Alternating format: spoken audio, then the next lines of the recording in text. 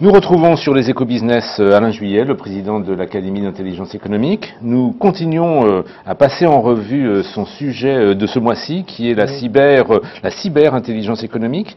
Nous allons aborder une phase un peu plus opérationnelle. Vous allez nous donner quelques conseils, nous faire partager avec nous quelques bonnes pratiques sur la manière dont on peut profiter de ces nouveaux outils pour aller chercher des informations auxquelles peut-être les entreprises avaient plus difficilement accès autrefois.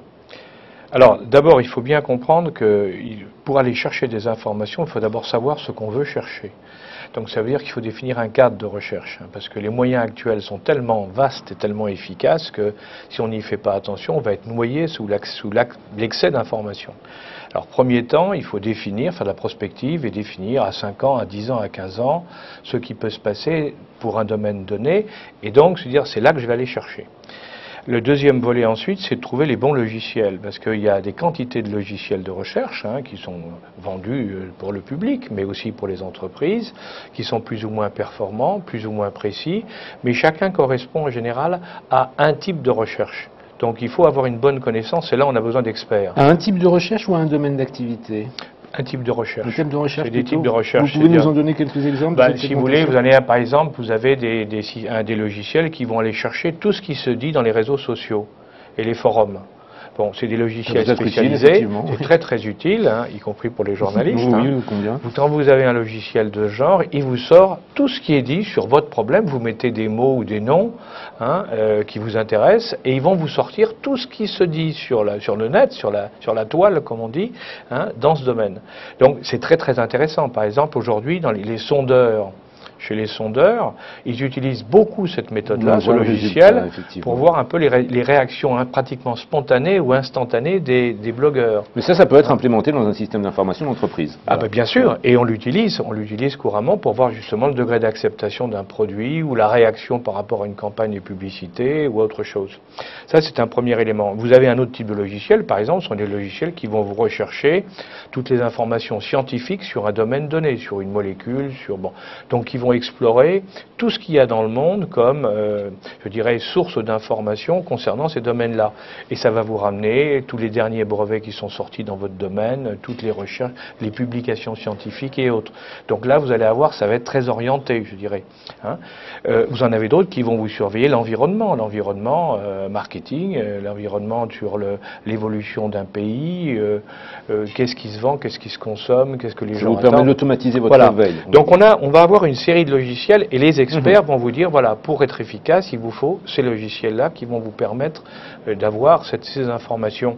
Alors le tout s'appuyant sur ce qu'on appelle nous des moteurs de recherche, qui sont des logiciels un peu plus élaborés, bien sûr. Donc étape 1, mettez au clair vos priorités stratégiques pour savoir à quels endroits vous allez aller chercher, parlons encore une fois de priorité. Étape 2, dotez-vous des bons outils. Voilà. Et alors l'étape 3 ensuite, ça va être la synthèse. Et la synthèse va passer d'abord par une vérification des informations. Parce qu'on ne se rend pas compte, mais sur le web, comme dans l'information en général, alors nous on dit que 20% des informations sont fausses, pour de multiples raisons. Il ne s'agit pas de dire c'est des manipulations, ça peut être pour de quantités de raisons différentes, mais quand vous travaillez dans une entreprise, vous ne pouvez pas vous permettre d'utiliser des informations fausses pour bâtir votre stratégie. Donc vous devez recouper vos informations, c'est-à-dire que vous devez, une fois que vous avez recueilli tout ce que vous pouvez, vous devez vérifier celles qui paraissent les plus plausibles, ça c'est la partie recoupement, et ensuite vous allez faire une synthèse. Alors d'expérience, les journalistes savent que le recoupement des informations c'est chronophage, ça l'est aussi dans les entreprises. C'est encore gérable à l'échelle effectivement d'une cellule de veille stratégique d'une entreprise, ou c'est réservé aux grands groupes? Je vais vous dire, c'est très très difficile et ça pose un vrai problème. D'ailleurs, au niveau de l'État, je vous dirais des entreprises, au niveau de l'État, la difficulté, ce qu'on ne sait pas en général, c'est que la difficulté des services de renseignement par rapport à des journalistes, c'est de recouper. C'est que le service de renseignement est obligé de recouper avant de transmettre l'information à ses ministres. Alors que le journaliste va pouvoir lancer un scoop et puis après, on verra bien. On essaie de recouper avant, mais il y a des fois où il n'est pas forcément recoupé. Donc il y a une question de temps. Et là, on rentre dans une autre notion dans le cadre du numérique, c'est qu'on a accéléré considérablement la collecte, le traitement de l'information. Mais la contrepartie, c'est que c'est la difficulté d'être absolument sûr de ce qu'on a. Ou alors, si on veut être sûr, on va perdre du temps par rapport aux concurrents qui, eux, vont exploiter les choses plus vite. Et ça, c'est incompressible, c'est-à-dire qu'il n'y a pas de solution miracle, ou pas encore de solution high-tech miracle. On essaye, tous les spécialistes au niveau de ces recherches numériques essaient de trouver des solutions pour à la fois recouper et synthétiser plus vite. C'est une course de vitesse en définitive, dans les grandes entreprises en particulier, c'est le premier qui arrive à la conclusion qui a gagné. Hein. Et c'est là où le fait de ne pas tout miser sur le numérique, mais d'avoir veillé à garder notamment ces autres réseaux d'information, ces autres sources, permet peut-être d'optimiser les choses. Absolument, parce que si vous avez, comme je disais tout à l'heure sur les fameux trous noirs, lorsque vous avez eu toutes ces informations synthétisées, que vous avez vu les trous noirs, et que vous avez un réseau ou une organisation qui va vous permettre d'aller chercher, répondre à ce qu'il y a dans ces trous noirs, et vous pouvez le faire très vite, mais là par des moyens humains ou des moyens plus classiques, à ce moment-là, vous allez vous retrouver avec un véritable avantage par rapport aux ceux qui n'ont pas pu le faire.